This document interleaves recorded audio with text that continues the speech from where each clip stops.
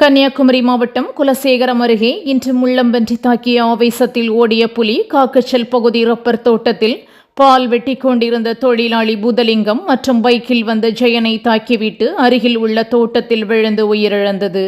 படுகாயமடைந்தவர்கள் மருத்துவமனையில் சிகிச்சையில் உள்ளனர். இதுகுறித்து வனத்துறையினர் விசாரித்து வருகின்றனர்.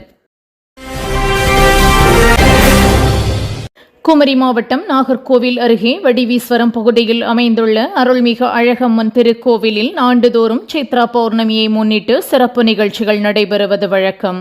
அந்த வகையில் இவ்வாண்டு சித்ரா பௌர்ணமியை முன்னிட்டு நேற்று இரவு அம்மன் தேரில் எழுந்தருளி வலம் வரும் நிகழ்வு வெகு சிறப்பாக நடைபெற்றது. இந்த நிகழ்ச்சியில் பக்தர்கள் திரளாக கலந்து கொண்டனர்.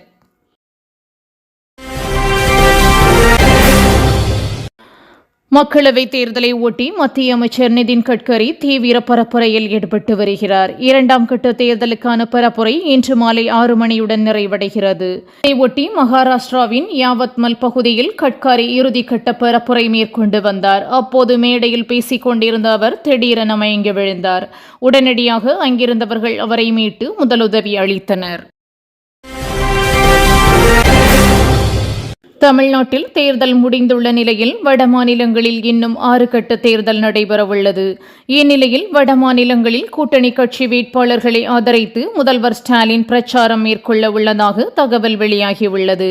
முதற்கட்டமாக டெல்லி உள்ளிட்ட பகுதிகளில் பிரச்சாரம் மேற்கொள்ள உள்ளதாகவும் முதல்வரின் முழு சுற்றுப்பயண விவரம் விரைவில் வெளியாகும் என்றும் தகவல்கள் தெரிவிக்கின்றன. பிரதமர் என்ற உயர்ந்த இடத்திற்கு வந்த பிறகும் தனது முஸ்லிம் வெறுப்பை மோடி கக்கியிருக்கிறார் என மதிமுக பொதுச் செயலாளர் வைகோ காட்டமாக விமர்சித்துள்ளார். முஸ்லிம்களுக்கு எதிரான விஷம் தோய்ந்த கருத்துக்களை வெளியிட்ட மோடியை இந்திய தலைமை தேர்தல் ஆணையம் கண்டுகொள்ளாமல் இருக்கலாம். ஆனால் மக்கள் அப்படி இருக்க மாட்டார்கள், சரியான பாடம் புகட்டுவார்கள் என எச்சரித்துள்ளார். கேரளாவில் நாளை மறுநாள் மக்களவைத் தேர்தலுக்கான வாக்குப்பதிவு நடைபெறவுள்ளது. இதில் ராகுல் காந்தி போட்டியிடும் வயநாடு தொகுதியிலும் வாக்குப்பதிவு நடைபெறவுள்ளது. இந்நிலையில் வயநாடு தொகுதிக்கு உட்பட்ட மானந்தவாடி பகுதியில் துப்பாக்கியுடன் வந்து மக்களை சந்தித்த மாவோயிஸ்டுகள் தேர்தலை புறக்கணிக்குமாறு கோரிக்கை வைத்தனர். இதையடுத்து அப்பகுதியில் பாதுகாப்பு பலப்படுத்தப்படும் என தெரிகிறது.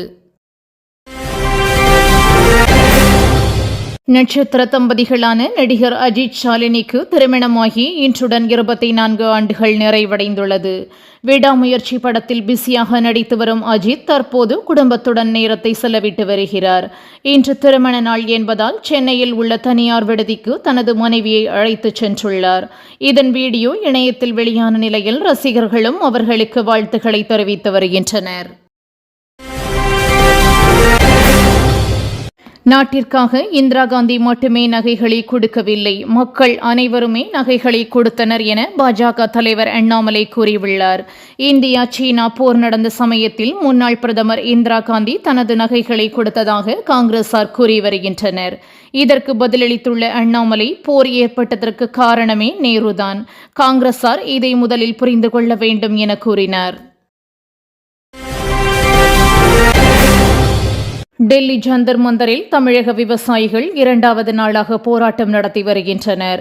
விவசாய கடன் ரத்து உள்ளிட்ட பல்வேறு கோரிக்கைகளை வலியுறுத்தி மத்திய அரசுக்கு எதிராக ஐயா கண்ணு தலைமையில் போராட்டம் நடைபெற்று வருகிறது.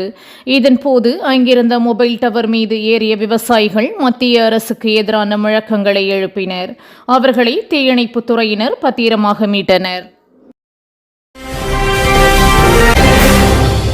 காங்கிரசின் மோசமான நிர்வாக திறமையே அவர்களது அழிவுக்கு காரணம் என பிரதமர் மோடி விமர்சித்துள்ளார். சத்தீஸ்கரில் நடைபெற்ற மாநாட்டில் பேசிய அவர், தீவிரவாதம் மற்றும் நக்சல்களுக்கு எதிராக பாஜக நடவடிக்கை எடுத்து வருகிறது. ஆனால் தீவிரவாதிகள் கொல்லப்படும் போது காங்கிரசார் கண்ணீர் விடுகின்றனர் என குற்றம் சாட்டினார். இதுபோன்ற காங்கிரஸ் நாட்டு மக்களின் நம்பிக்கையை இழந்துவிட்டது என கூறியுள்ளார். கிரிக்கெட்டின் கடவுள் என்று அழைக்கப்படும் சச்சின் தனது 51வது பிறந்த நாளை கொண்டாடுகிறார். 15 வயதில் முதல் தர கிரிக்கெட்டில் அறிமுகமான அவர் தனது பயணத்தை சதம் அடித்து தொடங்கினார்.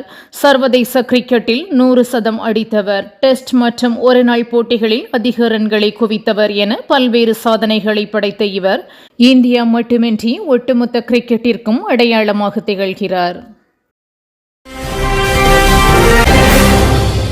SC/ST, OBC இடஒதுக்கீட்டை மத அடிப்படையில் பிரித்து அதனை பறிக்க காங்கிரஸ் திட்டமிட்டுள்ளதாக பிரதமர் மோடி குற்றம் சாட்டியுள்ளார்.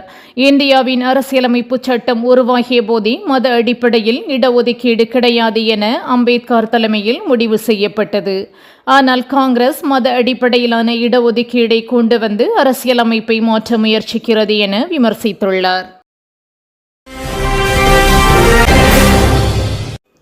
போலந்தில் பனிக்கட்டிகள் நிரப்பப்பட்ட கண்ணாடி பெட்டியில் நீண்ட நேரம் நின்று லூகாஸ் ஸ்பூனர் என்பவர் புதிய கின்னஸ் சாதனை படைத்துள்ளார். 53 வயதாகும் சாகச வீரரான ஸ்பூனர் நீச்சல் உடை மட்டும் அணிந்து கழுத்து வரையிலான பனிக்கட்டிகளுடன் சுமார் 4 மணி நேரம் 2 நிமிடம் நின்றுள்ளார். இதற்கு முன்னர் பனிக்கட்டி நிறைந்த கண்ணாடி பெட்டியில் 50 நிமிடங்கள் இருந்ததே கின்னஸ் சாதனையாக பதிவாகியிருந்தது. மணிப்பூரின் எல்லையை ஒட்டிய தொகுதிகளில் நாளை மறுநாள் வாக்குப்பதிவு நடைபெறவுள்ள நிலையில் இன்று அதிகாலை 3 இடங்களில் குண்டு வெடித்துள்ளதால் மக்கள் அச்சத்தில் உள்ளனர்.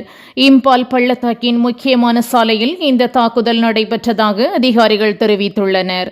இந்த தாக்குதலில் யாருக்கும் எந்த காயமும் ஏற்படவில்லை. இருப்பினும் எந்த அமைப்புகளும் இதுவரையும் இந்த தாக்குதலுக்கு பொறுப்பேற்கவில்லை.